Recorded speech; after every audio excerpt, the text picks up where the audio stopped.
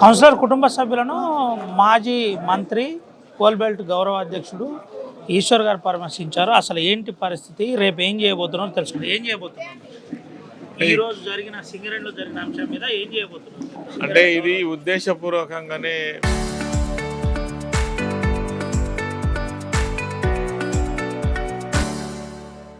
భూమాగౌడ్ కుటుంబం మీద జరిగినటువంటి దౌర్జన్యం మనం భావించవచ్చు.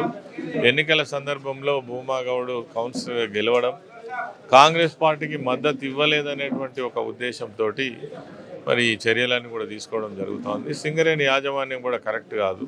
ఎందుకంటే ఈ ప్రాంతంలో సింగరేణి ప్రాంతంలోనే దాదాపు కార్మిక సోదరులు కావచ్చు, ఈ దానిపైన ఆధారపడేటువంటి వాళ్ళు చాలామంది జీవనం కొనసాగిస్తున్నారు. దాన్ని ఇప్పుడే గుర్తుకొచ్చినట్టు ఈ 30 ఏళ్ళ నుంచి ఎప్పుడు మరి ఇటువంటిది లేనట్టు ఇప్పుడు మంత్రి ఆదేశాలతోటే ఇది జరిగిందని అనుకోవడానికి ఖచ్చితమైనటువంటి ఆధారాలు కనబడతా ఉన్నాయి. తర్వాత ఒక మహిళ తను ఇంట్లో లేనటువంటి సమయంలో ఇంటికి వెళ్ళి దౌర్జన్యం చేయడం కూడా కరెక్ట్ కాదు.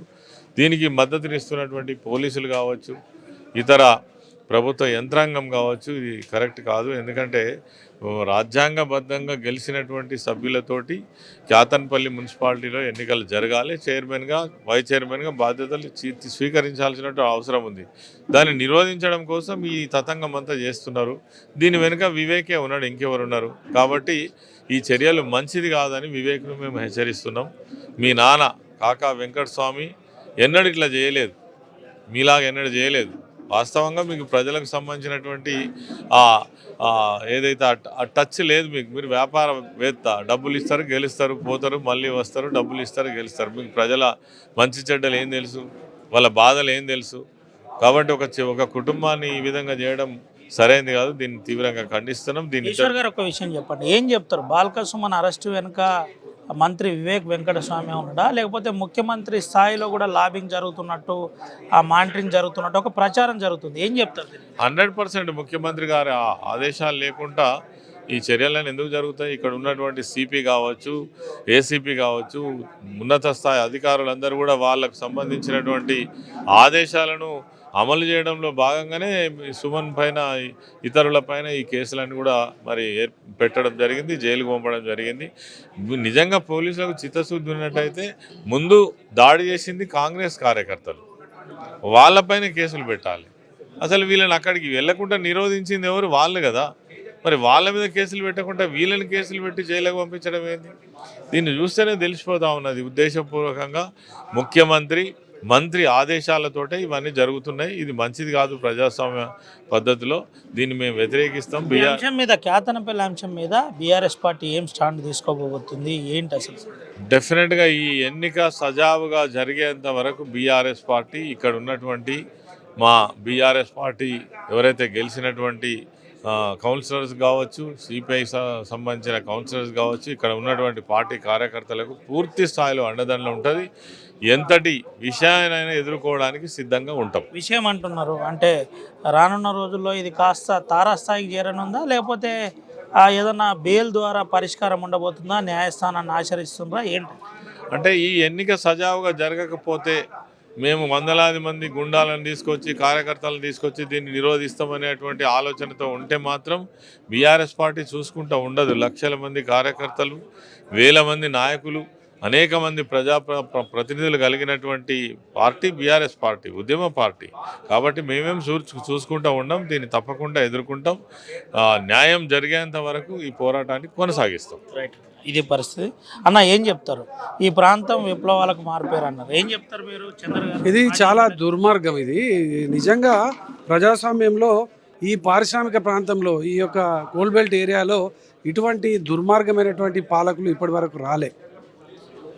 మేము ప్రత్యక్షంగా మా చిన్ననాటి నుండి అనేక విప్లవ ఉద్యమాలలో పాల్గొన్నాం, తెలంగాణ ఉద్యమాలలో పాల్గొన్నాం, ఇన్ని రకాల ప్రజాస్వామ్య ఎన్నికలలో పాల్గొన్నాం, కార్పొరేట్లు అయినాం, కౌన్సిలర్లు అయినాం. కానీ ఇంత దుర్మార్గంగా మెజారిటీ ఉన్నా కూడా ఓటింగ్ వేయకుండా నిరోధించేటువంటి చర్యలు ఇప్పటివరకు ఏ నాయకుడు చేయలేదు. ఇవాళ వివేక్ వెంకటస్వామి దీనికి పూనుకున్నాడు.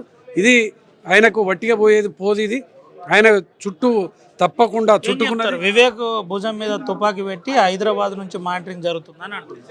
ఇది 100% ఇది రేవంత్ రెడ్డి బాధ్యత తీసుకోవాలి. ఇది తప్పకుండా వివేక్ వెంకటస్వామి బాధ్యుడు.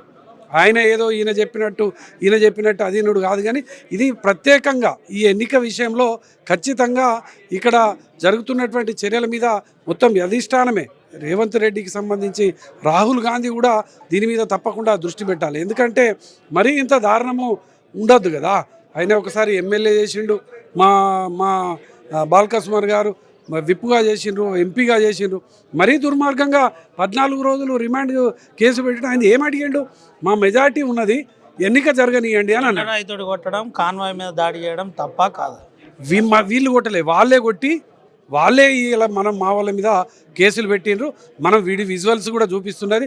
ఇది వాళ్ళ ఎంత దొంగ ముచ్చట్లు అని అంటే వాళ్ళే కొడతారు, వాళ్ళే చెప్తారు. వాళ్ళ విజువల్స్ అనే వాళ్ళ టీవీ ఛానల్ ఉన్నది కాబట్టి వాళ్ళ విజువల్స్ చూపించి వాళ్ళే కొట్టిందన్నట్టు. యాక్చువల్గా కొట్టినట్టు ఒక రాయి విసిరినట్టు అదంతా కూడా మా కార్యకర్తలు నిజంగా చనిపోయేటువంటి పరిస్థితి దుర్మార్గం అండి. ఎందుకంటే మేము అధికారంలో లేము, అధికారంలో ఉన్నది వాళ్ళు, పోలీసుల మద్దతు ఉన్నది, వాళ్ళు కొడతారు కానీ మేము కొట్టుడేంది? పోలీసులకు మీరు ఏం చెప్తారు? ఇది పోలీసులు నిజంగా ఇటువంటి ఒక అధికారం ఉంటుంది కావచ్చు, మరి ఏది పడితే అది చెప్తే వినడం అనేది సరి అయింది కాదు. వాళ్ళు చెప్తారు కావచ్చు, వాళ్ళు అధికారంలో ఉన్నారు కదా అని మీకు పోస్టింగ్లు ఇస్తారు కావచ్చు, మీకు ఆదేశాలు ఇస్తారు కావచ్చు, కానీ న్యాయం దిక్కు ఉండాలి, చట్టం దిక్కు ఉండాలి. మీరు ఈ విధంగా న్యాయాన్ని చట్టాన్ని వదిలేసి మేము కూడా కాంగ్రెస్ కండువలు వేసుకొని తిరుగుతామంటే అది మీరు తప్పకుండా అనుభవిస్తారు. Thank you. ఇది పరిస్థితి. కాంగ్రెస్ కండువలు వేసుకొని తిరుగుతున్నాను. అమ్మ, ఏం జరిగింది? ఎందుకు నిన్న మీద ఒక ఆడియో వీడియో 2 వైరల్ అయినాయి? ఏం జరిగింది అసలు? నా పేరు బొమ్మ విజయ, నా భర్త పేరు భూమయ్య గౌడ్. 11వ వార్డు కౌన్సిలర్గా గెలిచారు. ఫస్ట్ నుండి నామినేషన్ వేసిన కాడి నుండి కాంగ్రెస్ కార్యకర్తలు మమ్మల్ని బెదిరిస్తూ ఉన్నారు. మీరు మా పార్టీకి రండి, మాకు మేమే టికెట్ ఇస్తాము, మేమే గెలిపిస్తామన్నాడు. కానీ మేము బాల్కసుమన్ అని ఇచ్చిన టీఆర్ఎస్ పార్టీ నుండే పోటీ చేస్తాము, అందులోనే గెలుస్తామని మేము చెప్పాము. అయినా కానీ వాళ్ళు ఏం చేసిందంటే ప్రచారానికి పోతుంటే రోజు ఒకటి చేస్తూ ఉన్నారు. మీరు ప్రచారం చేయకుండా రోడ్లు దవ్వడాలు, కుప్పలు పోయడాలు. మేము లైన్లో మొత్తం ప్రచారానికి పోతే కూడా మా ప్రచారాన్ని అడ్డుకున్నారు. అయినా మా కార్యకర్తలు మా వాళ్ళందరూ కలిసి రోడ్డు అందరికీ లైన్లలో ప్రచారం చేశాము మేము. అయినా రోజు భయభ్రాంతులకు గురి చేసిండ్రు. మీరు గెలిచినా కానీ మిమ్మల్ని ఏదో ఒకటి చేస్తాం.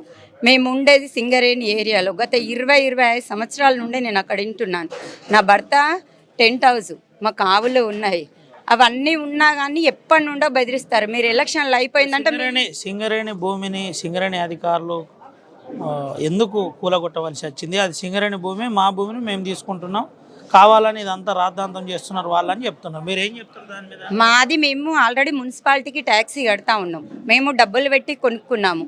మమ్మల్ని సింగరేణి ఎంప్లాయీ కాదని కొంతమంది వ్యక్తులు కావాలని, మేము సింగరేణి ఉద్యోగస్తులం కామనేసి కావాలని చేతిగా కట్టుకున్నట్టు వాళ్ళు ఎంప్లాయీలు కాదు, సింగరేణి ఏరియాలో ఉండద్దు. ఎన్నో రోజుల నుండి కుట్ర పూర్తికంగా మమ్మల్ని ఇల్లు ఖాళీ చేయిస్తామంటారు, మా ఇల్లు కూలగొడతామంటారు. కౌన్సిలర్లకు ₹1 కోటి ఇస్తామని ఒక ప్రచారం. మీకేమైనా ఫోన్ వచ్చింది? ఆల్రెడీ మాకు 4-5 ఫోన్ చేశారు. నాకు మీకు డబ్బులు ఇస్తాం, మా పార్టీకి రమ్మనండి, మాకు సపోర్ట్ చేయండి, ₹1 ఇస్తాం, 2 కోట్లు ఇస్తామనండి. నిజం, మాకు ఆల్రెడీ ఫోన్ వచ్చింది. నా ఫోన్ కాంటాక్ట్ కూడా మీరు చూడొచ్చు. ఈ మొత్తం చైర్మన్, వైస్ చైర్మన్ అయినాక అవన్నీ నేను చూపిస్తాను. అందరూ అదంటేది ఎవరు చేశారు ఫోన్ మీకు? అజీజ్ సార్ చేశారు, నాకు పల్లెరాజు చేశారు, అదంటే పాలరాజయ్య కూడా ఫోన్ చేసి నా ఇంటికి వచ్చాడు. మేము డబ్బులు ఇస్తాను, నా పార్టీకి రమ్మని. ప్రతి ఒక్క కాంగ్రెస్ నాయకులు నా ఇంటికి వచ్చిండ్రు, నాకు ఫోన్లు చేసిండ్రు, నా పార్టీలకు రమ్మనండి, మేము డబ్బులు ఇస్తామని చెప్పారు, మేము వైస్ చైర్మన్ ఇస్తామని చెప్పారు. మేము బీఆర్ఎస్ పార్టీ నుండి గెలిచినాము, మేము బీఆర్ఎస్ పార్టీలోనే ఉంటాం. బాల్కసుమన్ ఇచ్చిన ఆదేశాల మేరకే మేము ఉంటాం. ఇది పరిస్థితి. మాకు ఫోన్ చేసింది వాస్తవమే. అజీజ్ లాంటి వాళ్ళు ఫోన్ చేశారు, ఫోన్ చేసి మాతోటి మాట్లాడారని చెప్తున్న పరిస్థితి. మాజీ మంత్రి కొప్పుల ఈశ్వర్ మాట్లాడుతూ కొన్ని ప్రధానమైన అంశాలు చెప్పారు. కార్యకర్తలకు మేము అండగా ఉంటాం, అటు కాంగ్రెస్ పార్టీకి ధీటుగా బీఆర్ఎస్ కార్యకర్తలు కూడా రానున్న రోజుల్లో తీసుకురావడానికి మేము సిద్ధంగా ఉన్నాం. కానీ ఒక విషయం ప్రభుత్వం గుర్తుపెట్టుకోవాలి, ఇదంతా ఆ మాజీ మంత్రి వివేక్ వెంకటస్వామి చేస్తున్నాడని అనుకోవద్దు అని నేరుగా మాజీ మంత్రి చెప్పారు. మాజీ మంత్రి చెబుతూ కొన్ని ప్రధానమైన అంశాలు కూడా చెప్పారు. ఇటు రేవంత్ రెడ్డి లాంటి ప్రధాన నాయకులు కూడా, అంటే ముఖ్యమంత్రి లాంటి ప్రధాన అయిన వ్యక్తులు కూడా ఈ అరెస్టు వెనుక ఉన్నారు. వెంటనే ప్రభుత్వం దీనిపై ఇప్పటికైనా బేషరతుగా స్పందించి ఈ పెట్టిన కేసును వెంటనే విత్డ్రా చేసుకోవాలని చెబుతున్న పరిస్థితి. మరోపక్క కౌన్సిలర్ కుటుంబ సభ్యులకు ప్రలోభాలు చేస్తున్నది నిజమే అని నేరుగా ఆర్టీవీతో మాట్లాడుతున్న పరిస్థితి కనబడుతుంది. కోరగంటి చందర్ మాట్లాడుతూ చాలా ఉద్యమాలు చూశాం కానీ ఇంత నీచ రాజకీయాలు చూడలేదని చెబుతున్నారు.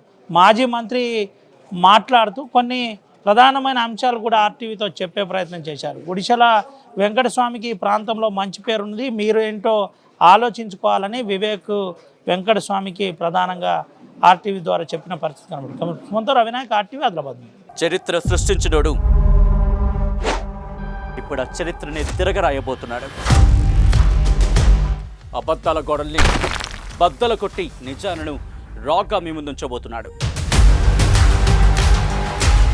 నిజమైన వార్తల కోసం వెంటనే డౌన్లోడ్ చేసుకోండి రా యాప్ని.